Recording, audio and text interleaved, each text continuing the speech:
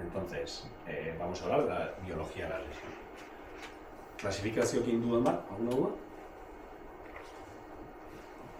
¿Tenéis preguntas? ¿Todo claro?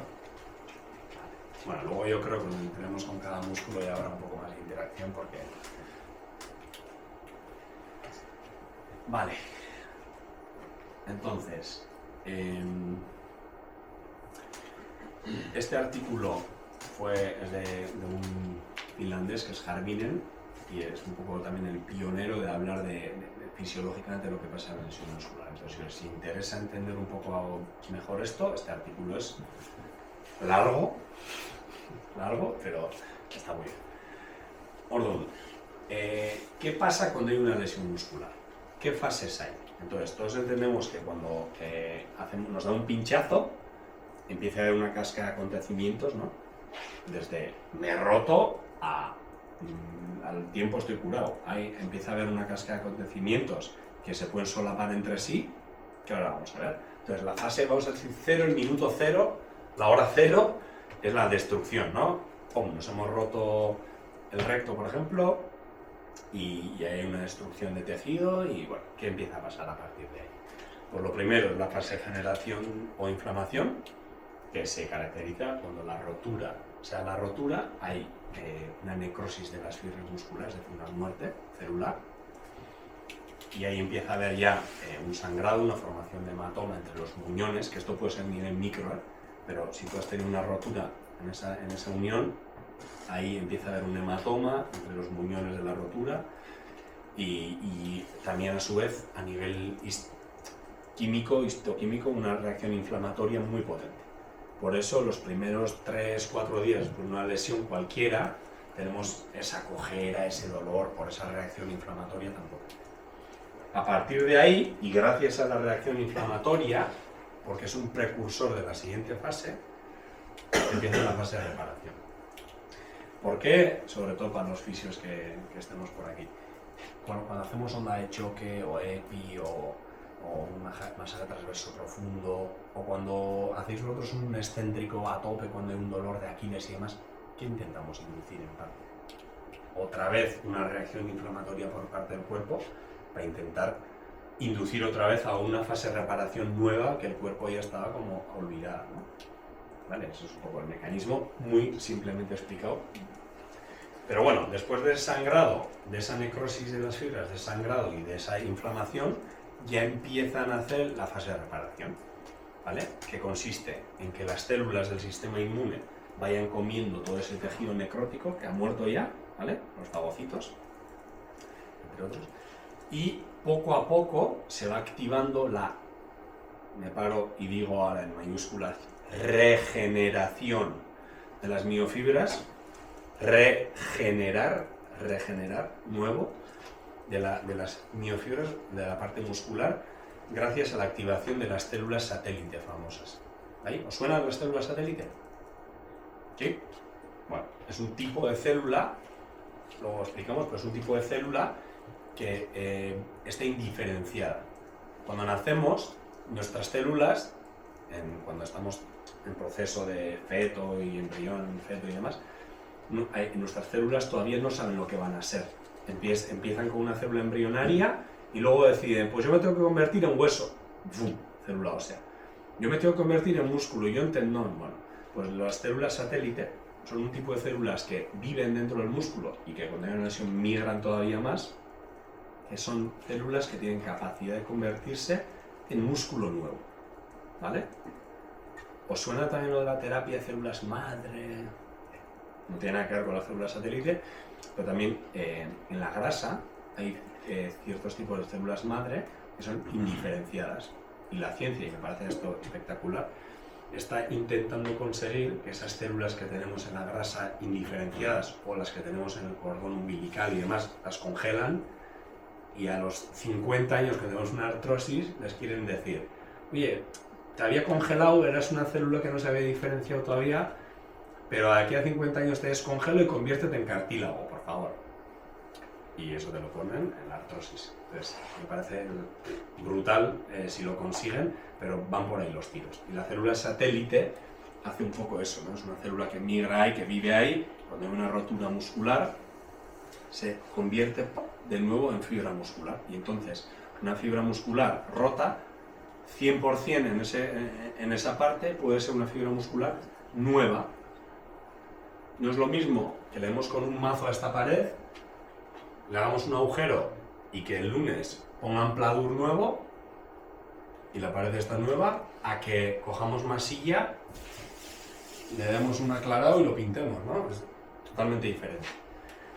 Entonces, en la fase de reparación, el músculo se regenera, ¿vale? Gracias a las células satélite, y se da una reparación, que no regeneración, mediante cicatriz del tejido conectivo. Así como también se da, pues otra vez, crecimiento neural de nuevo y crecimiento capilar, no vascularización. ¿Veis aquí por clave? O sea, la fase se llama reparación porque no solo hay una regeneración, sobre todo hay una reparación, pero hay que diferenciar que el músculo, como era un órgano, hemos roto fibra muscular, hemos roto fibra conectiva, tejido conectivo, hemos roto capilares sanguíneos, por eso el sangrado. Si tú rompes un músculo, pero no un vaso sanguíneo, no va a haber hematoma. La verdad es que tenemos capilares tan finos en todo que el hematoma se dé, el edema se dé porque rompamos capilar, pero una fibra muscular, si la coges ella sola y la cortas, eso no echa sangre. ¿Entendéis? Entonces siempre también será lesión vascular y también nerviosa. ¿Vale? Y por eso también los tiempos de recuperación y demás engloban todo esto. Entonces, fase de reparación, porque en esa parte la fibra muscular se puede convertir en nueva, se puede, que no siempre. Si lo hacemos mal, las células satélites no las dejamos trabajar y no regenera tanto. Pero el tejido conectivo seguro que no regenera, porque ya se ha visto que cuando hay una rotura, la piel, bueno, es diferente, pero un esguince, una tendinopatía, incluso una herida fea en la piel tiende a reparar, tiende a poner masilla, tiende a hacer cicatriz, que no es lo mismo. Y eso tarda más y encima no vuelves a conseguir las mismas propiedades del tejido antiguo. ¿Vale? Entonces, regeneración versus reparación, lo que decíamos antes.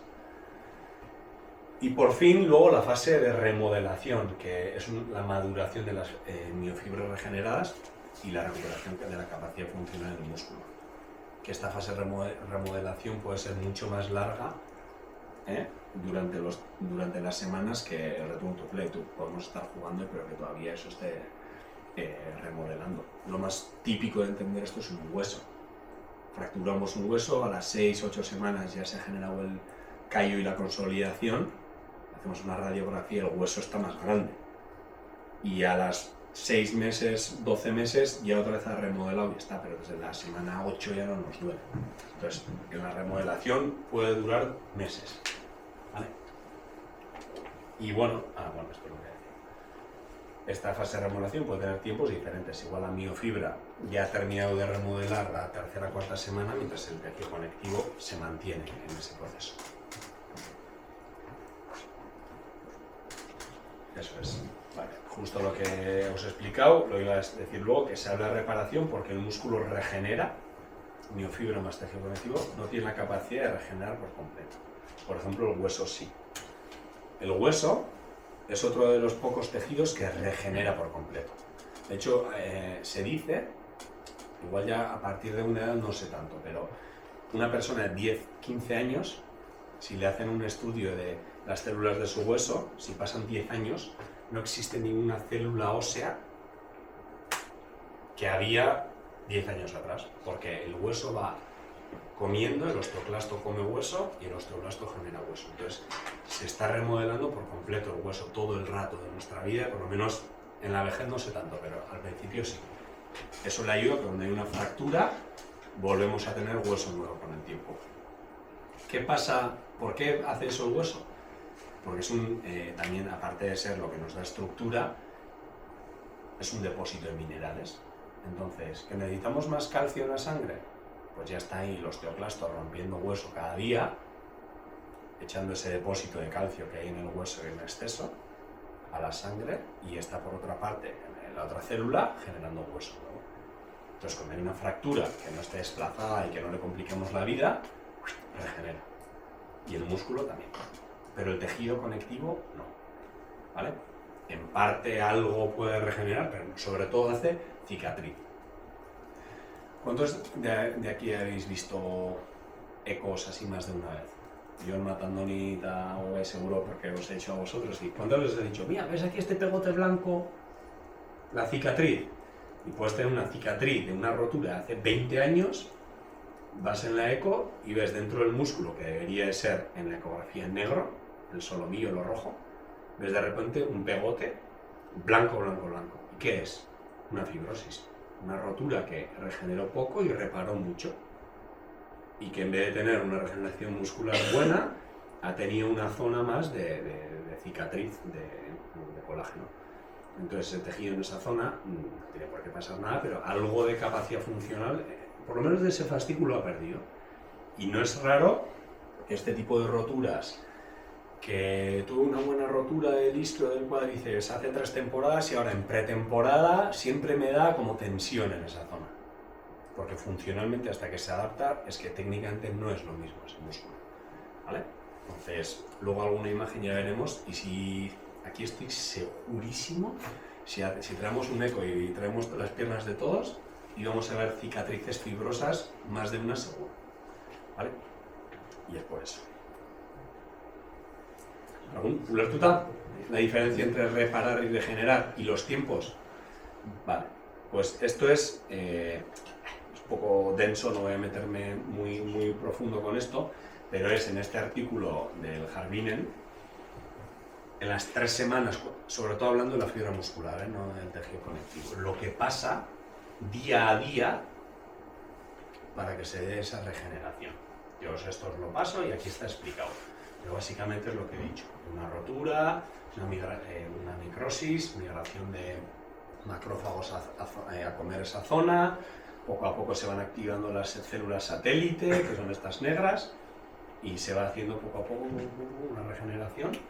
En parte también fibrótica, pero bueno, si le damos lo adecuado, el tiempo adecuado y la manera adecuada, veréis que la reparación será muy pequeñita.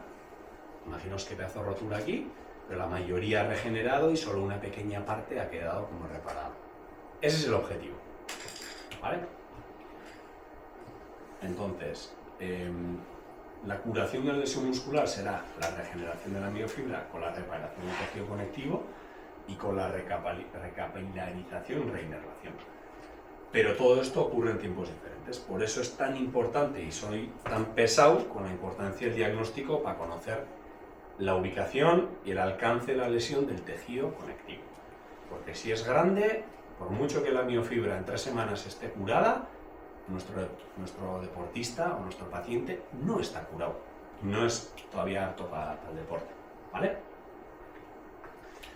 Entonces, os he querido, de estos 2 artículos que hablan sobre la biología de la lesión muscular, sacar como unas cuantas claves, por resumiros un poco el artículo, que describen un poco toda esta información. Entonces, el músculo, concretamente la fibra muscular, y me repito, porque a mí me anticipo a lo que luego está escrito, pero bueno, puede regenerar completamente lesiones menores gracias a las células satélite. Baja afectación de tejido conectivo, donde hay baja afectación. En lesiones severas no es posible la regeneración completa, puesto que resulta en una mayor afectación del tejido conectivo, que se cura mediante reparación o formación de tejido fibrótico cicatrizado. No tiene nada que ver. La regeneración muscular normalmente comienza en los primeros 4 o 5 días y alcanza su pico en las 2 semanas y disminuye gradualmente a partir de la 3ª o 4ª semana. Es que entonces toda esa regeneración muscular, todo eso, es que la biología tiene la capacidad de hacerlo 3 o 4 semanas. O sea, en cuarto o quinto día empieza, después del proceso de inflamación y demás, en la 2ª semana alcanza el pico y luego ya va bajando. Mientras que una rotura tendinosa, si es potente, igual eso es 4 meses. y el pico lo alcanza al segundo mes y medio. Opander, no. Dominic, nos presento a otro compañero, Ander, ¿vale? Este es del gremio de adaptación. Se dedica sobre todo a trabajar con nosotros, se dedica sobre todo a readaptación del miembro superior, sobre todo con escaladores. Así que, bueno, seguro que es muy interesante. ¿Veis mucha rotura? Poca historia, ¿no? ¿Algún lumbrical? Sí, gemelo y así también. Vale, pero miembro inferior. O sea, aunque sea un escalador y este tal, se rompe. O sea, de miembro superior, ¿qué rotura es? Lumbrical. ¿Sabéis lo que es? Lumbrical. Es un musculillo que está entre los dos metacarpianos y que se inserta el tendón flexor de los dedos, y cuando están pues haciendo, ¿no?, pues cosas de escalador ahí a tope, pues se puede desgarrar. Cosas de escalador. Pues no, pues de agarres de... pero de ahí para adelante poca historia. Algún pectoral, algún dorsal ancho, pero muy poco. Oye. Bueno, jarraitu, Vale. Bueno, mira, sí, el semimembranoso sí que se lesiona bastante, porque he visto unos cuantos. En la posición, ¿cómo le llamas? Bicicleta. Talonando sobre todo. Eso es. Cuando meten talón muy arriba y hacen fuerza para agarrarse, es una posición de sobreestiramiento a los isquios, y luego vais a ver, el músculo que se lesiona en los isquios con un mecanismo de sobreestiramiento casi siempre es semimembranoso. Mientras que en un sprint, cuando a deportes de fútbol y demás, se lesiona el bíceps. Es casi matemático. En el fútbol, cuando se lesiona, por ejemplo, un semimembranoso, cuando hacemos un gesto parecido a ese, pues controlando un balón aquí, bueno, aquí igual me he pasado, pero un balón aquí, cuando vas así, a controlarlo arriba, ¡plas!, entonces se rompe el semimembranoso. Cuando hacemos una segada, por ejemplo, y hablo de fútbol porque es lo que más me ha tocado. Encima, como me he roto todos los músculos alguna vez, pues se la experiencia. Por ejemplo, haces una segada y en ese mecanismo de flexión de tronco más ese estiramiento de los isquios, ¡pum!, el semimembranoso también suele lesionarse. Vale. Inciso, ¿vale? Luego, sigo. Una eliminación tardía del hematoma. Ya os he dicho, cuando hay un gran sangrado, ¿vale? Si este no se puede reabsorber rápido por parte del cuerpo, también está visto que retrasa la regeneración o la empobrece y aumenta la fibrosis y disminuye las propiedades biomecánicas del músculo. Entonces os lanzo una pregunta, porque os habrá pasado. ¿Conviene aspirar hematomas exagerados? Pues una pregunta que siempre gusta, ¿es un hematoma y tal? Pues la respuesta es que, aunque no sea estrictamente necesario, ¿vale?, cuando no existía la medicina hace 2000 años, bueno, hace 5000 años delante del león nos rompíamos un gemelo y aquí nadie nos aspiraba el hematoma y nos recuperábamos y tirábamos con la vida. Pero bueno, ahora que ya se ha visto que estos procesos pueden hacer que por la tensión no haya una revascularización o reinervación adecuada, que se dé muchísima mayor fibrosis que regeneración, y que además, depende del caso, el propio hematoma da tensión de dolor y pueda hacer que el gap entre los dos muñones de la rotura esté más distanciado por el hematoma que hay entre medias, obviamente conviene aspirar. Y esto sobre todo lo vamos a ver en los gemelos, ¿vale? Que se ven todos los músculos, hay roturas en todos los músculos que hacen hematoma, pero el más importante es en el gemelo. Y personalmente, yo en parte me metí al grado de podología, porque es que vemos tanta rotura de gemelo, que vemos que tiene un hematoma exagerado, pero exagerado es, esta semana he visto un hematoma, o sea, una rotura, un tenis leg, una rotura de gemelo, y el hematoma era más grande que el gemelo. O sea, coges el grosor de lo que es el músculo y era, el hematoma era mucho más grande que el gemelo. Y el paciente tenía una bota que es que ni dormía de la presión. Y todo era por el hematoma, que estaba a tensión. Y yo entiendo que en los Osakidetza a veces hay que hacer el mínimo viable, porque no pueden hacer todo perfecto. No da Osakidetza para todo. Y como eso no es estrictamente necesario, pues no sé, y encima no hay mucho uso de la ecografía todavía en la atención primaria, pues no lo aspiran. Pero tenemos casi no voy a decir semanal, pero cada mes situaciones de estas de lo derivas encima casi siempre con un trombo asociado, porque gemelos a partir de X porcentaje de rotura, ya vais a ver, va a hacer un trombo, y no pasa nada, se trata y ya está, pero hay que saber que está. Entonces los derivas igual con un trombo y un hematoma aspirar, y nada. Y siempre, pues oye, a De La Fuente o al que sea, un favor, oye, cólame a este paciente, saque. Pues yo en parte me metí a hacer el grado de podología para aspirar ese tipo de hematomas. Entonces, es que es muy importante y el paciente de verdad que lo agradece un montón. Y nosotros como fisioterapeutas, sin que podamos saberlo, o vosotros, aunque lo sepáis hacer, ¿no? Porque no tiene mucha complejidad, es ilegal, no lo podemos hacer. Y es lo que hay. Pero sí que conviene, si el caso de que veáis un paciente con un hematoma a tensión que le está amargando la semana, si podemos aspirarlo, mucho mejor. ¿Vale? Por lo que digo, no solo por la dolencia, es que aparte retrasa la regeneración y aumenta la fibrosis. Luego aparte, si el hematoma, aparte de que influye en todo esto, si no el cuerpo no lo reabsorbe y no lo sacamos, con tiempo, hablo meses, se puede convertir, o sea, la sangre esa, que algo se reabsorberá, se fibrosa. Y hemos visto roturas de gemelo, que entre el gemelo y el sóleo hay una cicatriz laminar fibrosa, se le llama, o sea, casi tan grande como el gemelo. Entonces, ¿creéis que ese paciente luego tiene capacidad de generar bien una flexión dorsal de tobillo? Está totalmente bloqueado. O empieza a correr monte arriba y es que la tensión ya no le deja. Porque tiene literalmente una patata entre el gemelo y el sóleo. Entonces, bueno, aspirar a poder ser sí. Aunque la mayoría de lesiones musculares curan sin una gran formación de fibrosis, a veces la proliferación de fibroblastos, es decir, de células que vayan a generar tejido cicatrizal fibrótico, puede ser mayor, en cuyos casos la formación de tejido de cicatriz denso puede ser excesivo. Y ahora vamos a poner cuándo. 1. ¿Cuál es el momento típico que el cuerpo genera una fibrosis demasiada? Inmovilización exagerada.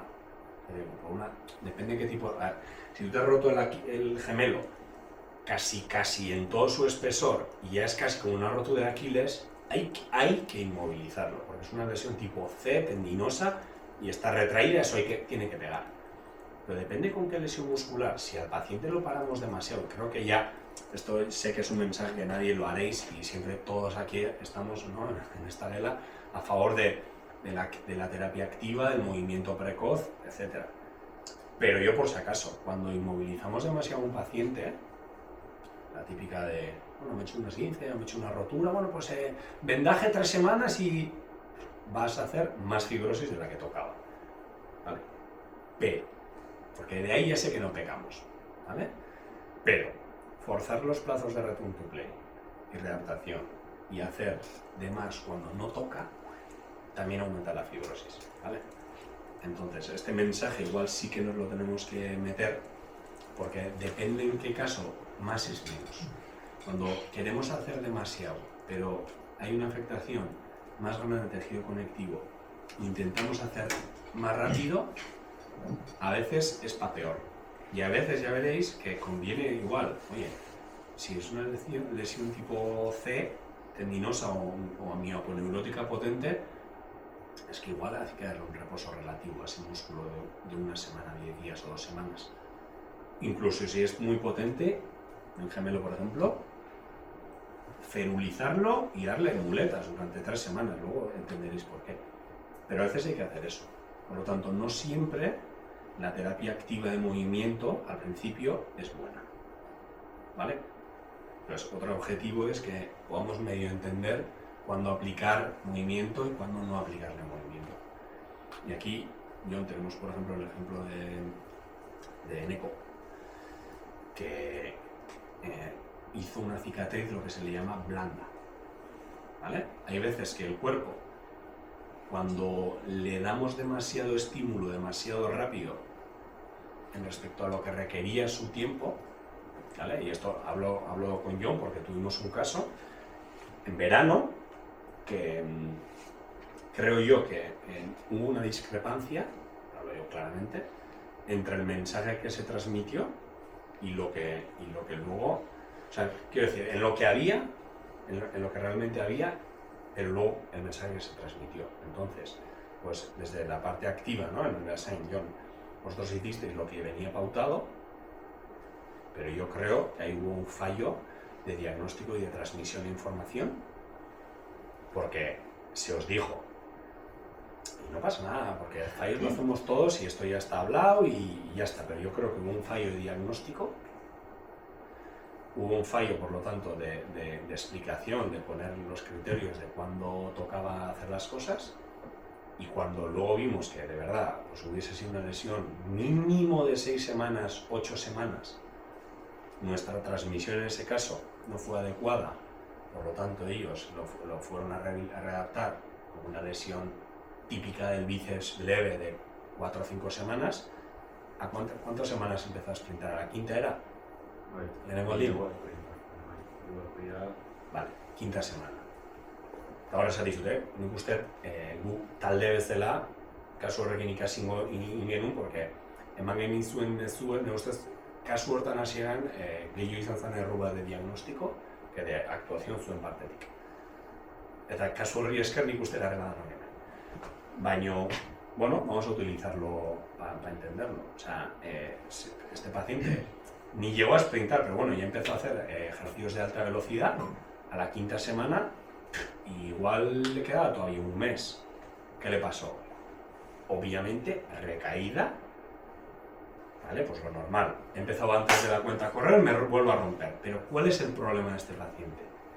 Que como ya habíamos entorpecido por completo ese proceso de reparación, y esto no siempre pasa, a la segunda, ya por forzar, repito, John, yo creo me culpo hacia nuestro lado, por forzar los plazos de return to play y readaptación, por forzarlos, ahora este paciente hizo una fibrosis mala, una fibrosis blanda, una cicatriz blanda, y ¿qué pasó? Que a las 9 semanas, hola Zondigarnaz, 8 o 9 semanas después de la primera recaída, imaginaos el paciente, un chaval que debuta en design y en la pretemporada rompe, venga, va, 5 semanas. Recaída a la semana 5. Le damos 2 meses, 8 semanas. Ya en sí le tocaría volver a estar 8 o 9. Pero yo le veo y ya le lanzo el mensaje, y yo no me gusta lo que veo. Una eco ya no te puede dar el valor pronóstico final de... Me encantaría, mi pregunta es siempre en los congresos así y nunca me la han respondido. ¿Qué tenemos que ver una ecografía para decir apto o no apto? No existe. Yo con una imagen no os voy a poder decir nunca, ya está para sprintar. No es tan simple, no es un tema de imagen, es un tema de cómo está funcionalmente, etc. Ahí lo dominé mejor que yo. Entonces la eco al principio muy bien, va perdiendo importancia cuando vamos adelantando la lesión. Entonces, pero sí que veía en este caso una cosa clara, y es que donde es una lesión de isquio, del tendón común, del bíceps. Veía que la zona del tendón, en vez de estar reparando blanca y demás, era negro.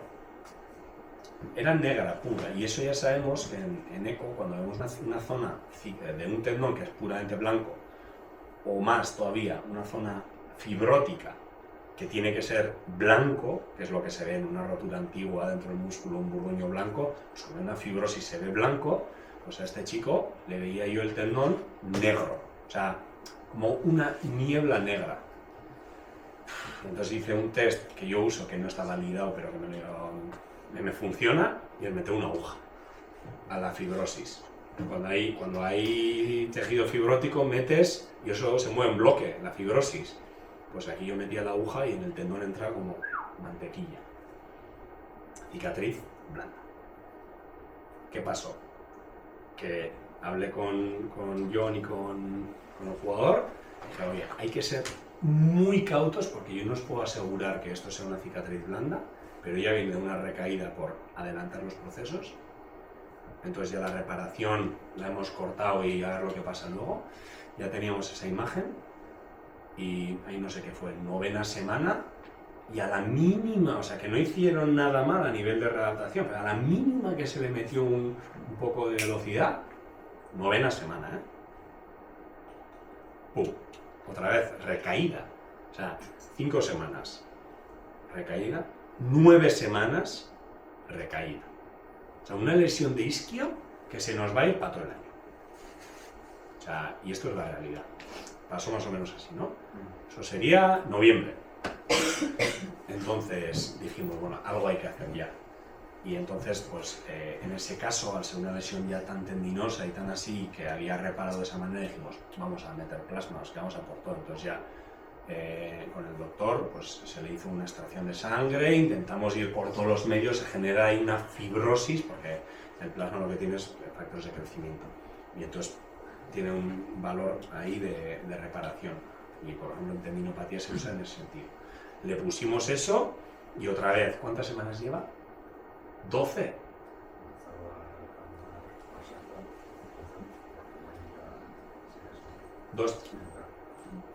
Han pasado 3 meses ya desde entonces.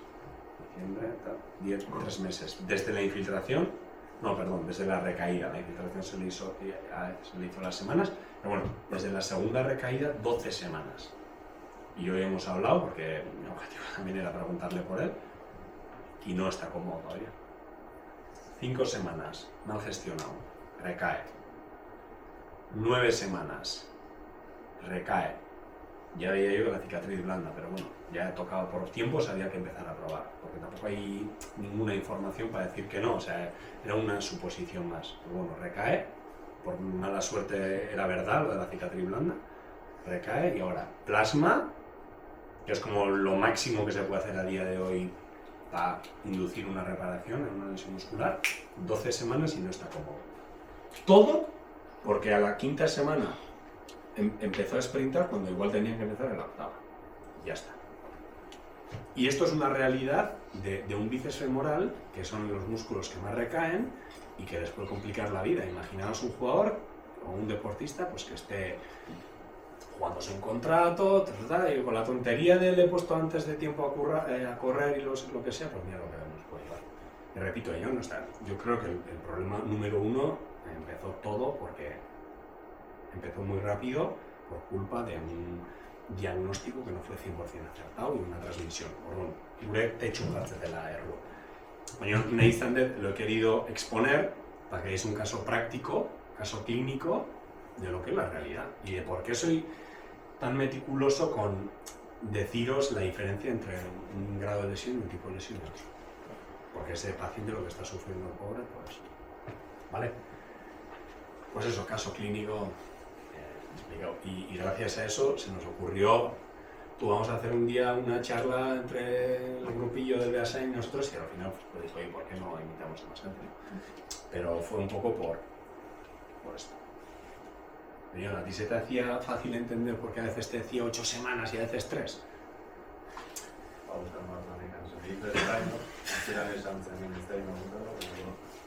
Tendría pixatik ikututa baina 6 aste esan. Ya no me cuadran más. 6 aste o a suerte. Eso es. No me cuadran más. Bueno, eso es. Vale, entonces, en cuanto a la biología, esto. Y repito, inmovilización exagerada mal, pero forzar los procesos mal también, si no mirar este caso. ¿Vale? Entonces aquí, este capítulo, también ahí en estos 2 artículos habla sobre la inmovilización versus la movilización temprana, que tenemos que movernos ni en uno ni en otro, y lo que concluye es que la movilización temprana induce a una mayor y más rápida capilarización del área lesionada, una mejor regeneración de miofibra y una organización más paralela del posible tejido cicatrizado. O sea, bien, hay que mover, eso está claro. Sin embargo, la movilización temprana de un músculo, y leo textual porque es copy-paste, no es siempre tan directa como se puede imaginar. Un exceso de movilización temprana puede generar efectos adversos en todo lo mencionado anteriormente, más fibrosis y menos regeneración. Por lo tanto, se recomienda que la primera semana después de la lesión sea relativamente en reposo el músculo afectado. Entonces, sea la lesión que sea, no pasa nada si dejamos en paz ese grupo muscular la primera semana sin meterle al día 1 ya contracciones y demás, no pasa nada, está escrito que viene bien, podemos trabajar el resto de grupos musculares, podemos hacer ejercicio más suave, pues, yo qué sé, si es de deportes como rugby, fútbol, baloncesto, pues podemos meterle a la bici, podemos nadar, hay cosas que se pueden hacer, pero a ese grupo muscular la primera semana conviene dejarlo estar, no mover, no escayolar, si es una lesión menor, pero sí dejarlo un poquito en paz, reposo relativo, porque esto ayuda, se ha visto que ayuda a que el tejido de granulación, es decir, el tejido que empieza a hacer la unión, ¿vale? Esa unión que veíamos ahí, obtiene mejor capacidad de aguante ante las fuerzas luego tensionales. Por lo tanto, cuando luego generamos una contracción muscular, habrá menos posibilidades de que eso suelte si al principio le hemos dejado pegar bien. Por eso, por ejemplo, que el tercer día estamos intentando, oye, que no le duele, vamos a hacer excéntricos ya. No tiene sentido biológicamente. Mejor dejarlo un poquito a partir de la semana. Entonces, primera semana, os lanzo el mensaje. Primera semana, intentamos darle reposo relativo, con sentido, obviamente respetando siempre que no haya dolor, porque es uno de los buenos marcadores. A partir de ahí, movilización, respetando siempre el umbral del dolor del paciente. Esto no es como una tendinopatía, esto es como un rotuliano, un Aquiles, que está descrito que durante la readaptación puede, incluso a veces debe, generar una respuesta de dolor. Un músculo no. Si ya tensar esa zona de que está reparando duele, bajamos un poco, regresamos ahí un poco, ¿vale? Entonces la progresión de ejercicios de isométrico, concéntrico, excéntrico, pliometría y demás, tenemos que ir respetando siempre que no sea todavía la primera semana y luego que sea siempre sin dolor, y depende de qué tejido sea lesionado, pues unas semanas o menos, y luego os paso tablas ya específicas a cada semana que se propone hacer, sobre todo con los isquios, pero es extrapolable a todos los músculos, ¿vale? Entonces, cuidado con ejercicios de carga excéntrica en lesiones amplias con de aponeurosis o tendón. Está contraindicado hasta que se forme un tejido fibrótico. La importancia del diagnóstico una vez más, ¿vale? Porque, por ejemplo, lesiones del recto, cuando afectan a su tendón central, aponeurosis central, al septo que se le llama, se ha visto que no es tan difícil hacer cicatrices blandas si le metemos demasiado carga al principio excéntrica. En ese momento donde ese tejido conectivo, que es muy denso ahí, está empezando a reparar, le metemos excéntricos, aunque lo toleres, porque el resto del cuádriceps te está tolerando, no le viene bien y puede generar este tipo de fibrosis. Entonces, siempre que os digamos o que averigüéis que hay una lesión tendón aponeurosis, todo lo que sea contracción con estiramiento, es decir, un excéntrico, sin ninguna prisa. Y habrá tiempo de ponerle fuerza. Porque no por correr siempre vamos a tener que mejorarlo más, y a veces lo empeoramos por ir demasiado rápido. Que estoy 100% a favor de la movilización temprana, pero con sentido, ¿vale? Y esto, para que veáis, es una imagen de histología de un músculo sano, que veríamos aquí fibra, es un microscopio de alta potencia, ¿eh? Fibra muscular, fibra, ¿vale? Aquí estaría esta envoltura conectiva, pues sería el endomisio, y luego pues esto sería un fascículo, y aquí este tejido conectivo sería el perimisio, ¿vale? Y luego pues después del músculo tendríamos al epimisio. ¿Y esto qué es? Pues una zona de músculo reparado, y esto en este artículo lo describen después de una inmovilización excesiva, contralateral con lado sano. O sea, perdón, lado sano, contralateral con el afectado. Y este no ha hecho ni ejercicio ni nada, ha estado inmovilizado. Y le hacen un estudio y una biopsia y veis la diferencia. Aquí hay un agujero, todo esto es tejido fibrótico, fibrosis. Si esto, que es un corte, lo pasamos a una imagen longitudinal, si esto está durante unos centímetros, entendemos que la capacidad funcional de esto y esto no es lo mismo. Y esto es por una inmovilización. Entonces también, bueno, que lo que os decía es importante que no paremos, a no ser que sea una zona que requiera parar, y en ese caso creo que el mensaje se tiene que dar por parte del que lo diagnostica.